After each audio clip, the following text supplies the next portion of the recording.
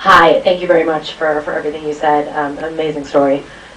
I guess my question is, your message is very loud and clear. You've had a very unique experience, and your whole ideology has changed.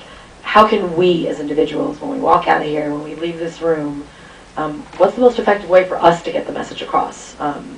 Just as being members of the Jewish community. What do you think?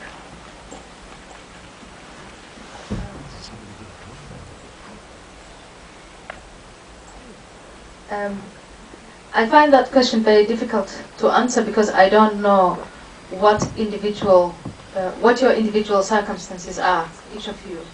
I have a friend here who can only be here, who promised her babysitter that she was going to be home at 8. And I can't tell her to stand up to the Islamists now. She has in her own way. But in general, I believe that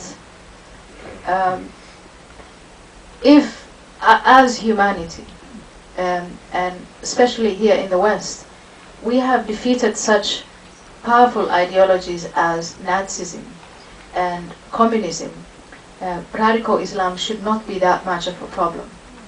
If we make a distinction between Islam and Muslims, and we see Muslims as individuals like us who can be persuaded. I wasn't born a Muslim, I was made into one.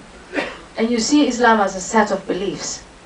And you have people like Bin Laden waving the Quran, quoting the Prophet Muhammad with a very consistent and a very persuasive message and saying, this is the best way to go, then I think it's up to us to be so imaginative as to go after the 1.2 billion Muslims whom he thinks is his constituency, and to say, no, it's not your constituency, they are like us, and we are going after them, and we are going to tell them, that is bad for you, the message is inconsistent, it's inhuman, we have an alternative. And if you look at what the radical Muslims are using, their strategies and the media they use the internet, they use audio cassettes. I mean, I try to describe in my book when this wave of radicalism first comes to my school, when it comes to my neighborhood, when it affects the women who are at home, whose husbands are working.